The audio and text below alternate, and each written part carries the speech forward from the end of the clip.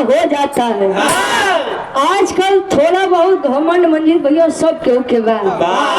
केहू के अपने बल के ऊपर घमंड बा, केहू के अपने ज्ञान के ऊपर घमंड बा, केहू के अपने सुंदरता के ऊपर घमंड बा, अपने मेहरारू के ऊपर घमंड बा।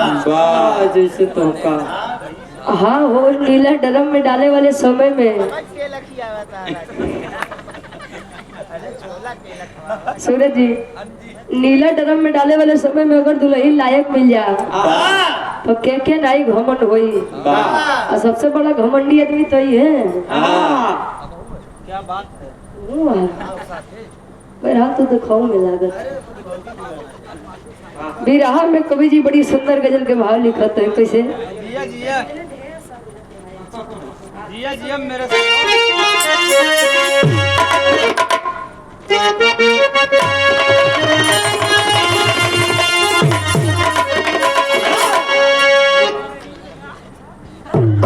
कोना लड़की वो देखे प्रेम ऐसा चीज बा, लगाओ ऐसा चीज बा, अट्रैक्शन ऐसा चीज बा कि जो ने आदमी से हो जाए हर एक चीज तो छूट जाए लेकिन लगाओ आदत नहीं छूटी।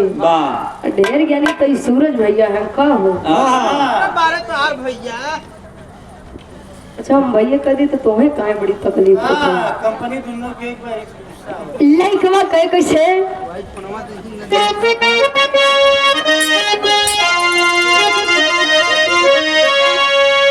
अरे अब मजा नहीं आता, अरे दूर रह के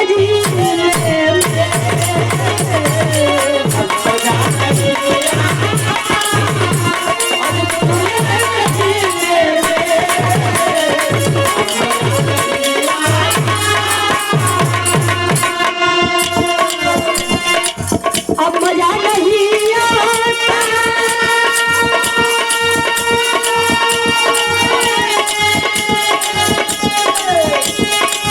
दूर रह के जीने या नबी बुला ले, अरे हमको भी बुला ले।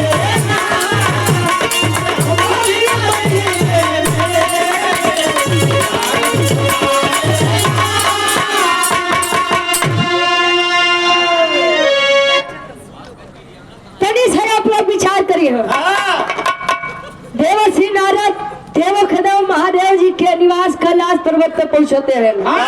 माई गिरजा जी लगे। जब माई गिरजा जी लगे पहुंचे तो नारद जी एक बात कहे माई गिरजा से का कहे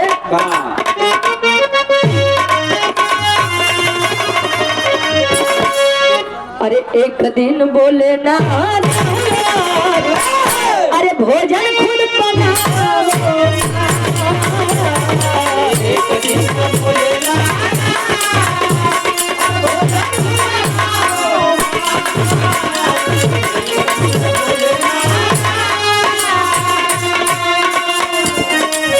एक दिन बोले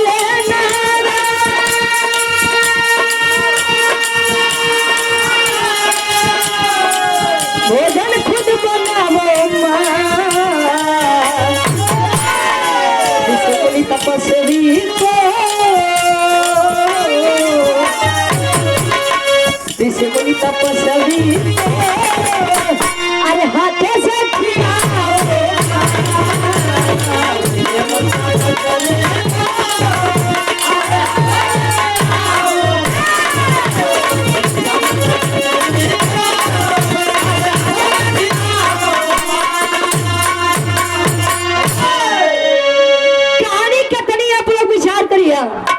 अच्छा नारद से मनई तो मनई देवी देवता बड़ा घबराए। नारद जी के काम ही है रहे कि उनकर बात उनके तक, इनके मेहरारू के खबर उनके मेहरारू तक, इनके माई खबर इनके बाबू के लगे तक, माई बाबू के खबर तो नारद जी पहुँचते रहे। कहो नारद जी पहुँचे माई गिरजा लगे कहे कि अच्छा माई एक बात बतावा। कहे हाँ बोला। कहे मान लो भगवान भोलेनाथ तयो घरदानी होइए है। जब से तोहार उनके साथे बियाह हो गया था हाँ तो घड़ाइन हो गया अच्छा अच्छा, जैसे आदमी बोलावत है गुरु जी, जैसे अच्छा मंजीत भैया के दुल्हन आई तो आदमी उनके कौन नाम से बोले? दादा हम रड़ुए मरब बियाह से मत कराओ जा। अच्छा और डब्लू गुरु जी के मेहरारू के कैसे बोलेंगे मंजीत भैया? नहीं डबलू पर आदमी ऐसे बोलबो करत है जैसा नाम जैसे कवि जी है, कवि जी के मेहरारू के लोग कैसे बोलावत है? कहीं कभी आए कवि आए हमारे लिए सूरज जी का दुल्हन आई तो ओके कैसे बोलेंगे? अच्छा तू बताओ खिलवान मेहरारू का कहीं तुम्हें बताओ। हम तो तोसे पूछा थे मान लो सूरज जी के मेहरारू है तो ओके कौन नाम से बोलेंगे? खलीफाइन कहीं चलो 50 दा डब्लू गुरु जी तुरंत दा।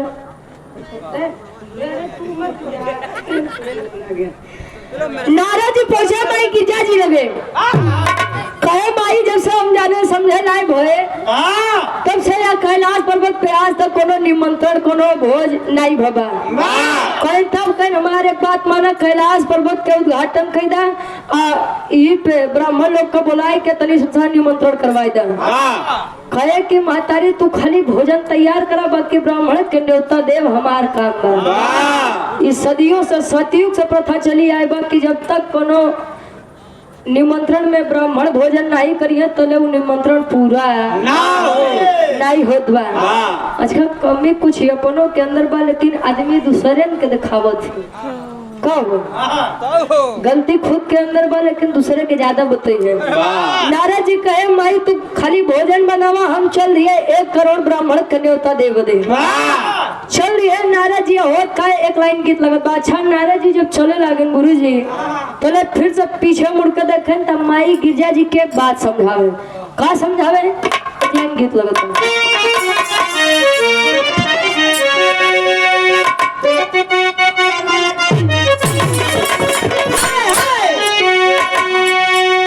अरे बाली और झुमका बोलाई जा सूरज जी अरे बाली और झुमका बोलाई जा लखनी पगली चले बाली और बोलाई जा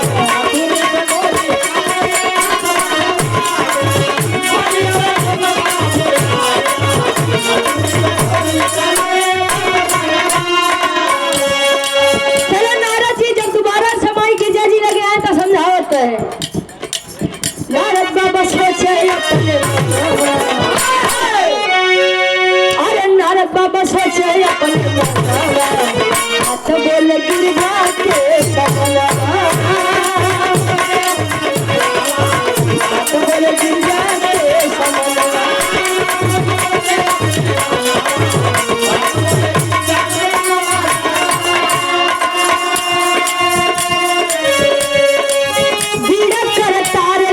पहुँच कैलाश हो झगड़ा लगाए नारद पहले सत्याना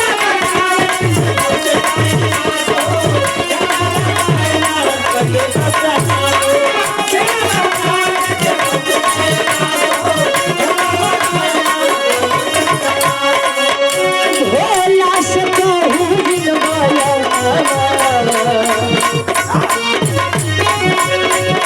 भोला से कहूँ दिन वाला कबेल गिरजा के समला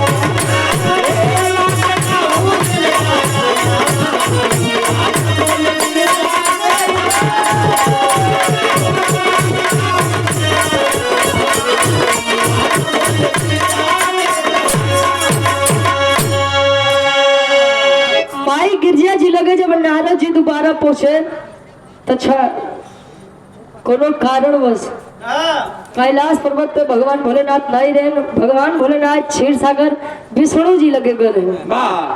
नारद जी कहे मातारी ये भोज तो करवावत या लेकिन या बारे में भगवान भोलेनाथ के कानों कान खबर नहीं हो के चाहिए। माई गिरजा जी कही नारद पगलाई गया का वो नहीं हमार करता धरता वो नहीं हमार स्वामी वो नहीं हमार पति परमेश्वर तू परमेश्वर से कोनो बात झूठ करवावे चाहत है।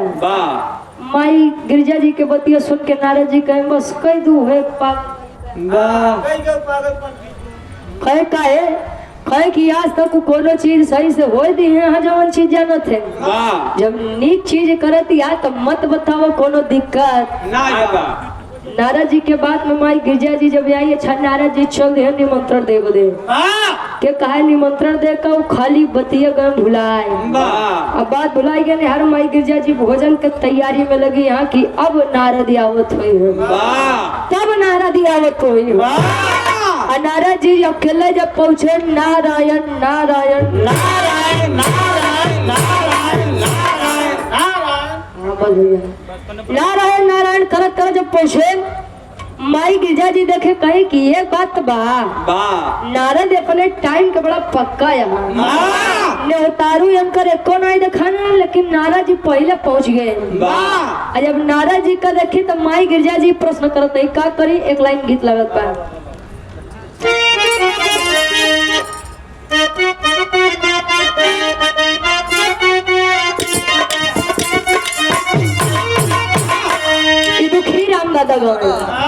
अरे टंगिया में टंगिया बाबू टंगिया में टंगिया फंसा वाली न हो नदी हो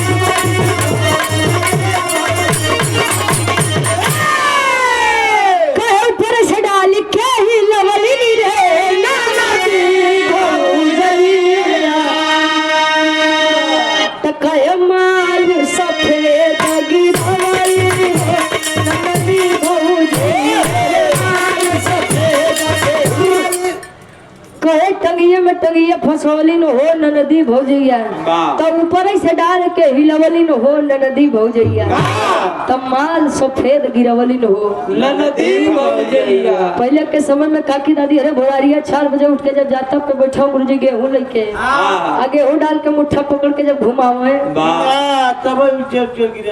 तब सफेद सफेद आटा गिरे।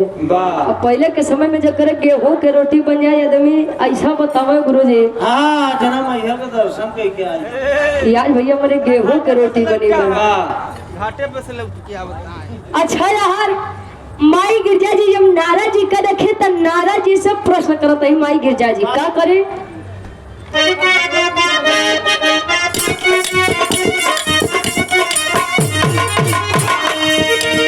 अरे नारद पहुंचे गिरजा के समानवा हो नहीं आइले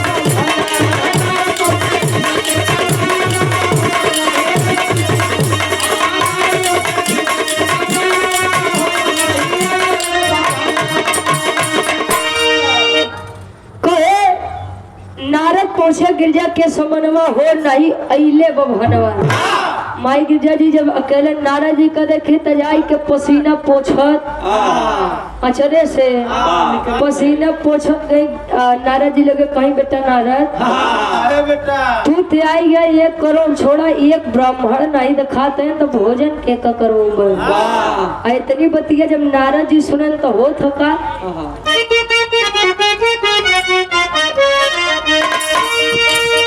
गिरजा माई पूछे हरू के हाल हो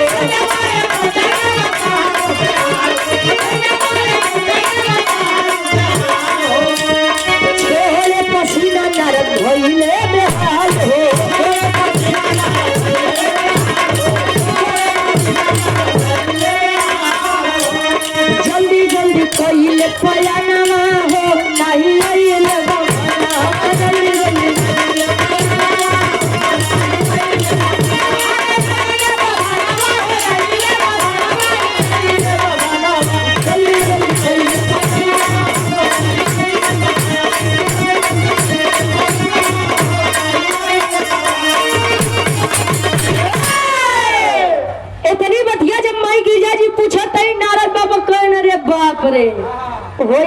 गड़बड़। माई गिरजा जी से कह दे दी हाँ माई गिरजा जी के सीरियस में ले ली, हमें 1 करोड़ का एक ब्राह्मण के न्योता नहीं दिए हैं। कहे माई रुका यार यहाँ भोजन के तैयारी करो, हो सकता है वो लोग भुलाई गए जाते हम फिर से सहे जाए। और चल ये जंगल में बेचारू आए कहे कि अब क्या करी, 1 करोड़ के बाद छोड़ा 1 कोठी नहीं मिला तो हम माई गिरजा जी अगर जान गई तो जानला बड़ी बदनामी हो। और वही जंगल में खड़ा हो के विचार करते हैं तले एक ऋषि मुनि का देखे समुद्र के किनारे बैठा है। अच्छा मोट आदमी देख के डरे ना कबो, और कमजोर आदमी देख के कहो भिड़े कोशिश न करे। इतनी बतिया नारद जी जब देखे कि बीचे जंगल में समुद्र के किनारे एक ऋषि मुनि जी बैठा है, वह समुद्र के पानी घूरते हैं देखते हैं। और नारद जी कहें कि मुनि जी पगलाए बुलाए यहाँ का माइंड हाफ हो गया का पूरा है। माइंड हाफ के मतलब तो कुल चूड़ी ढील हो गई देव के हाफ माइंड कहा थे। कहे कि नारद जी ये मुनि जी पगलाए गए यहाँ का ये बैठ के समुद्र किनारे पनिया का टुकुर टुकुर देखते हैं। सवरी ये रहता और देखते है ना देखते देखो तो होत का तेरी के भाव लगत बा।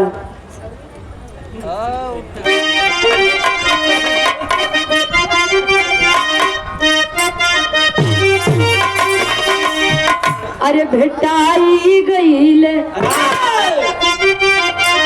मुनिवर ज्ञानी, अरे भेटाई गईले मुनिवर,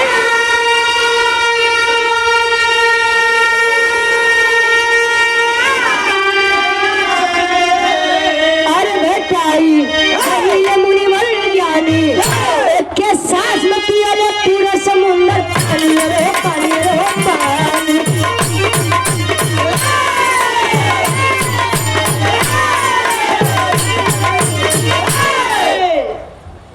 कहे एक के सांस में पियले पूरा समुंदर पानी, भेटाई गईले मुनिवर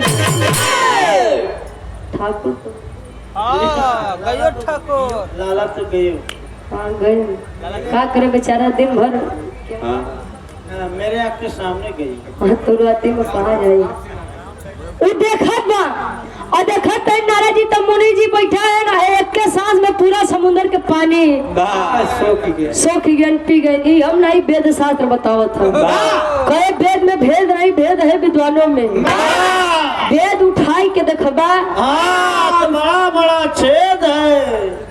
इसे वेद शास्त्र अगर माने के बाद जान लो प्रयागराज वाले से ज्यादा केहू नहीं मानत वेद। हड़िया शुरू हो जाती। अच्छा ये खुदे बतावते हैं हड्डिया प्रयागराज के निवासी खुदे बतावते हैं कि लोग इतना चतुर होते हैं प्रयागराज के आदमी। सूरज जी पता करवाले जब आवत है नहाए तो नहीं बताओगे।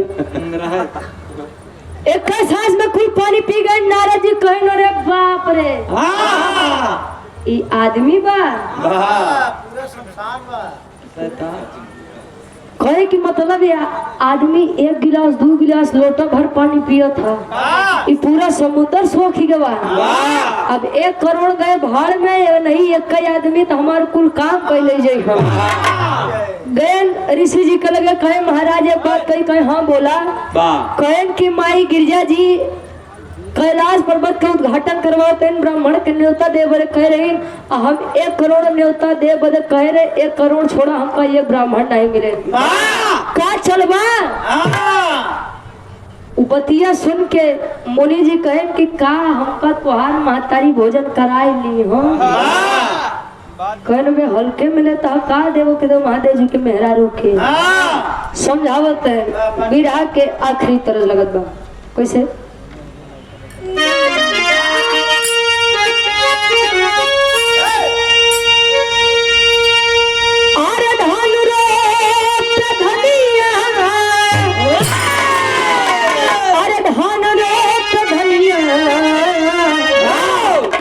चली धान रोपे धनिया आव चली धान रोपे धनिया तारी माझी बरस बनिया आव चली धान रोपे धनिया माझी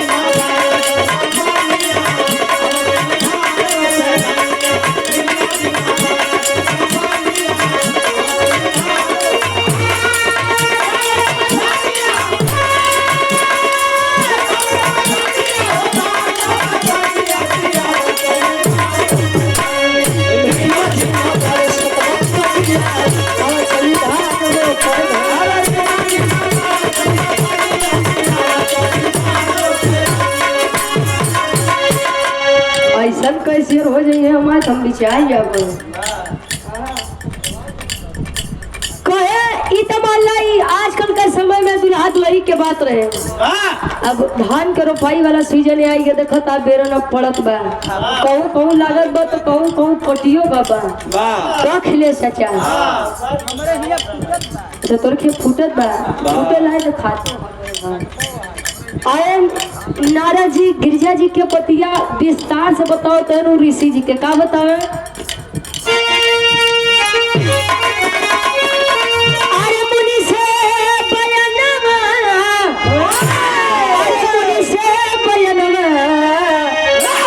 तो बोले नारद मुनि से बयानवा बोले नारद मुनि से बयानवा तो गिरजा घर का दौड़े हो जाना बोले नारद मुनि से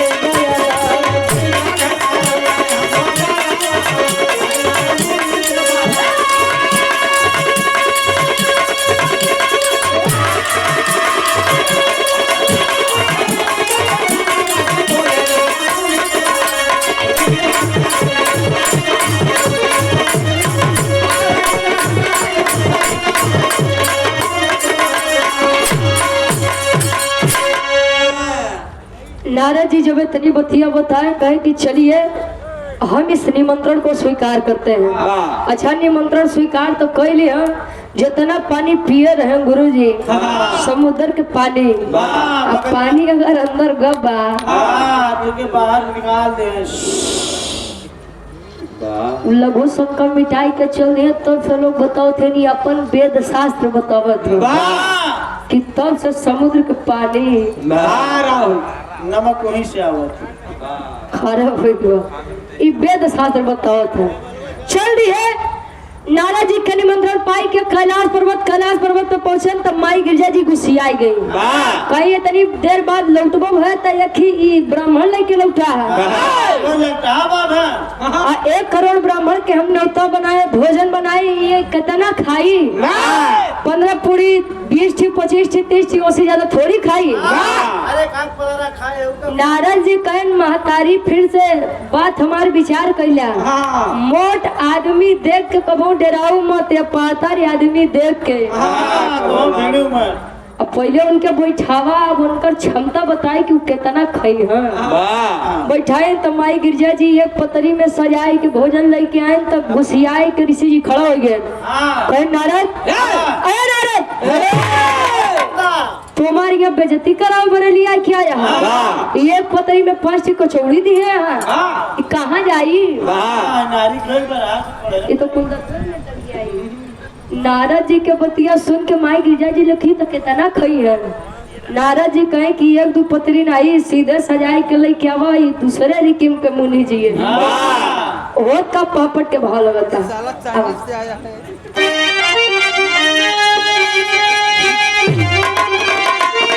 अरे खूब मन ऋषि करे अब भोजन मानव व्याकुल अरे खूब मन ऋषि करे भोजन मानव व्याकुल गिरजा माई सोचे तेरी छना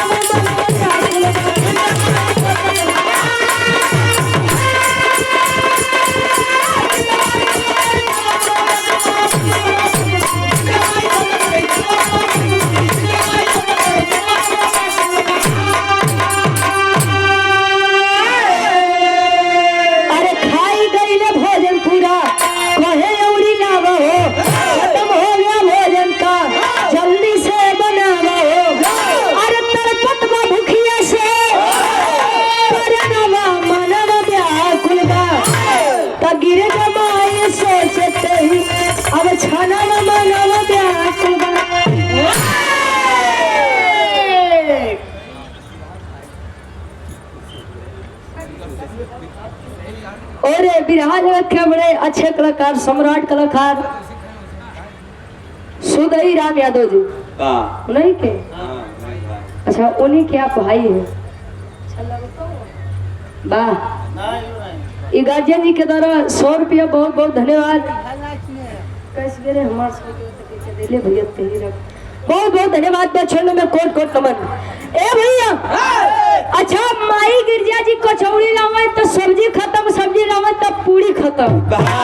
जवन गिरजा माई जल्दी जल्दी गुरुजी आवा जाए अंदर बाहर, वह गिरजा माई बस एकदम लटक गई कहीं केरे नारद लगे बेचारू पसीना पोछे। हम स्विच ऑफ हो कहनी कहाँ से लेके आए यहाँ ये आदमी बा कि दानो बा हमरे समझे नहीं आवता। 1 करोड़ ब्राह्मण को दूर के बाद बा, 1 करोड़ ब्राह्मण को दूर के बाद बा ये तो कुली अकेले खाई गे बा, बाकी के हम का खियाऊ। नारद जी कहन पहले जवन सामने बा के देखत बाद में 1 करोड़ खियाऊ। माई गिरजा जी बेचारा लगे परेशान हो कहे कि नारद अब जितना जल्दी हो सके हमरे स्वामी शंकर जी लगे ये बात पहुंचा दे, नहीं तो जान लो बदनामी हो जाएगी। क्षीर सागर पहुंचे नारद जी बतावे लगे सारी बात। भगवान भोलेनाथ कहन कि जा जब बिना मन से धूकर बिना पूछे कोनो काम करिए तू कान तो नाश हो वही करी। नारद जी कहें महाराज ताना बाद न मारा, पहले चलो उनकर लाज बचावा। भगवान भोलेनाथ विष्णु जी क्या दे देन, विष्णु जी चल रहे ऋषि मुनि का रूप धई के। जब ऋषि मुनि का रूप धई के पहुंचे तो कैलाश पर्वत डबलू गुरु जी माई गिरजा जी और बटुरी गई। कहीं एक खित मारे बे इतना तांडव मचाए बा, कहूँ अगर एक करी डबल खाई तो हम कहीं हरे रही जाए। सब पियरी पहुंचे दूसर को कहे कि एक ठवर ते इतना पसीना छोड़ाई देश नारद लागत बा ई तो एवरे दिक्कत करी। चले विष्णु जी इशारा देते हैं, संकेत करते हैं कि गिरजा जी परेशान मत हो, हम यही विष्णु जी यही तुम्हारी इज्जत बचावे बदे आए हैं। समझाओ तन का समझावे आल्हा के भाव लगत बा।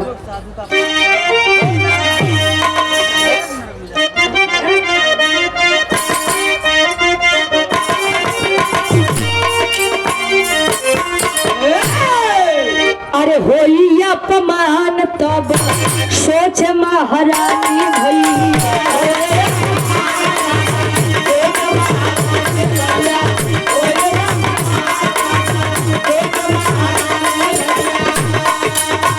याद करे भोला के सोना मनला।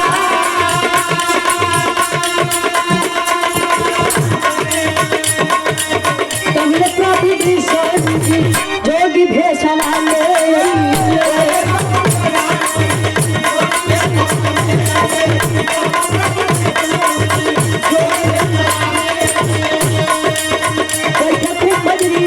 के बगली में जा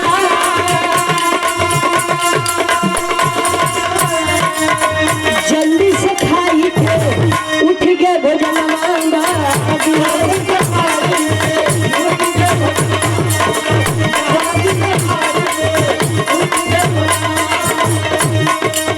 कह लगे कुंवर से सारम नहीं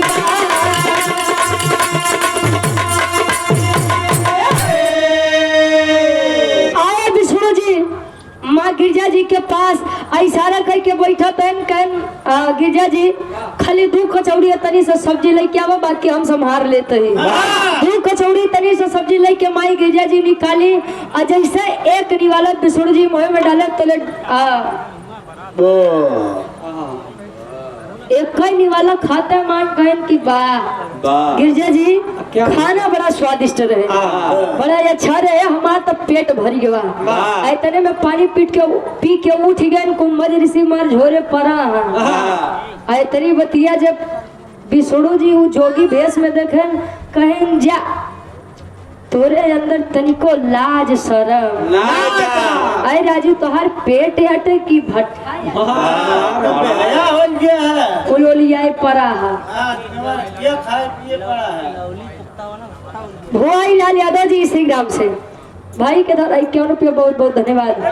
कहें कि जहाँ देखा कपड़े से मार हींचे पड़ा है, कुछ लाज शरम बा कि नहीं बा। लौली पत्ता का भट्टा हो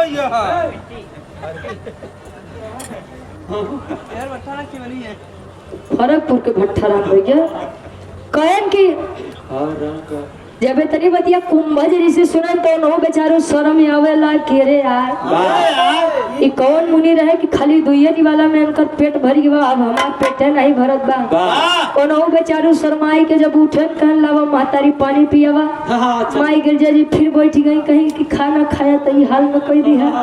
पानी पी लेबा तक कैलाश पर्वत से हमका निकलवाए के मनबा महाराज तले पिसड़ू जी बताओ अपने भक्त कुंभज ऋषि के कहे कुंभज खाना तो तू सतयुग में खाए रहा लेकिन पानी तो अबे नहीं पियाओ, खोने युग में कब पियाओ बताओ। तो बिसोड़ जी आखिरी भाव खड़ी के भाव में कवि जी प्रमाण देते।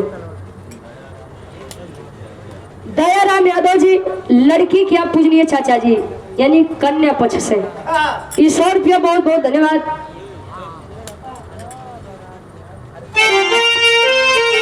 ए भैया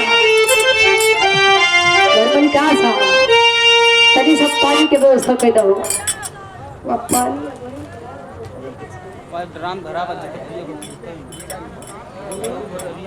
आखिरी भाव खड़ी के भाव में कवि जी प्रमाण देते हैं। विष्णु जी बताए कब और कौन समय में हमको पानी पियाओ।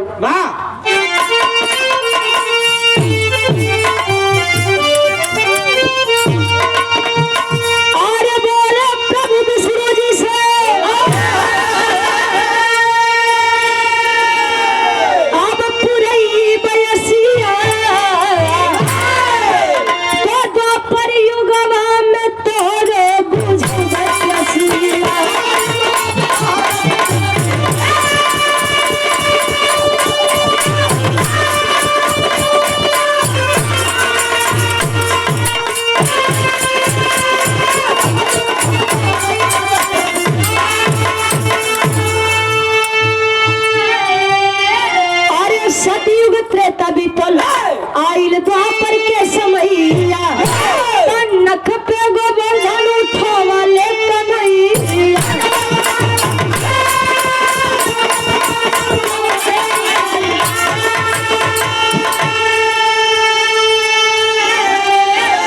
अरे इन देव कैले वर्षा नली हले सिसिया तो द्वापर युगवान तोहरे बुझौ बेसिया। प्रभु विष्णु जी पुरौबे असिया तो द्वापर युगवा में तो के पिएबे पेसिया बुझौबे पेसिया। आप लोग जानत होबा डबलू गुरु जी कुंभज ऋषि के विष्णु जी आशीर्वाद दे। सतयुग बीता त्रेता बीता द्वापर युग में जब विष्णु जी कन्हैया जी के अवतार लेके अमृतलोक पे आए, गोकुलवासी गोवर्धन पूजक के बजाय इंद्रदेव के पूजा करे। भगवान कन्हैया जी समझाए कि का करे इंद्रदेव के पूजा करत है, जेकर जवन काम वो काम करत बा तो कामे के पूजा करत है। अगर पूजा करे के बाद तो गोवर्धन पर्वत के पूजा करा, जेकरे छाया में हम गोकुलवासी प्रेम से रहते हैं। हमार तो हर गाय कुल चारा खाते और गोकुल वासियों का जीवन सुख में बीतता है। ओकर पूजा करबा केंद्र देव जकर अपन काम पूरा करते हैं ओकर पूजा करबा। चल रिहन गोकुलवासी कुल गोवर्धन पर्वत के पूजा करे तो इंद्रदेव गुस्सियाई के लगे मूसलाधार बारिश करे। अब बारिश शेष करे कि सांचे नहीं ली है तले भगवान कन्हैया अपने नख पे गोवर्धन पर्वत के उठाए, गोकुलवासी के जान बचाए। जब तनी सन्नक तिरछा की है पानी जब गिरेला गुरु जी तब विष्णु जी यानी कन्हैया जी आदेश देन कुंभज ऋषि के की ऋषि जी आओ बेटा पी लो पानी। खाना तो तू सतयुग में कैली है रहा, पानी पिए के पारी है, अब द्वापर युग में पानी पिए पानी पिए कहो। बाकी फिर से गुरु जी वेद में भेद नहीं, भेद है विद्वानों में। दोनों युग में हम अपना ही है, वो युग के चीज माने में बड़ा दिक्कत होता है। बाकी रावण पुष्पक विमान उड़ावत रहे कहो, आज वो है कि आदमी हवाई जहाज बनाए के उड़ावत है। तो ये तो बढ़िया बा कि जवन आविष्कार अब होत बा कुछ साल और कुछ वर्ष कुछ युग पहले हो चुका रहा। आखिरी में खानदान के परिचय में गुरु बिहारी गुरु गणेश गुरु रामलाल भिखारी स्वर्ग से चली क्या कभी बच्चन जी बने पुजारी हो।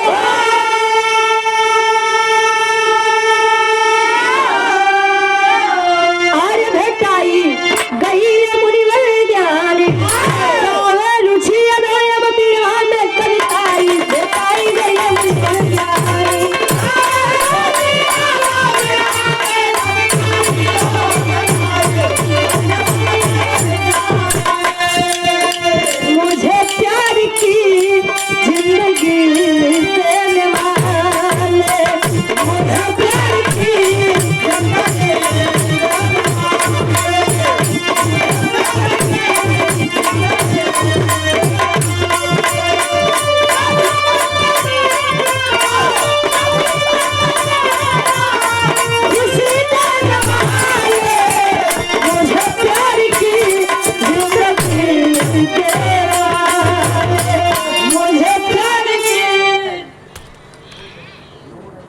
होता है कहाँ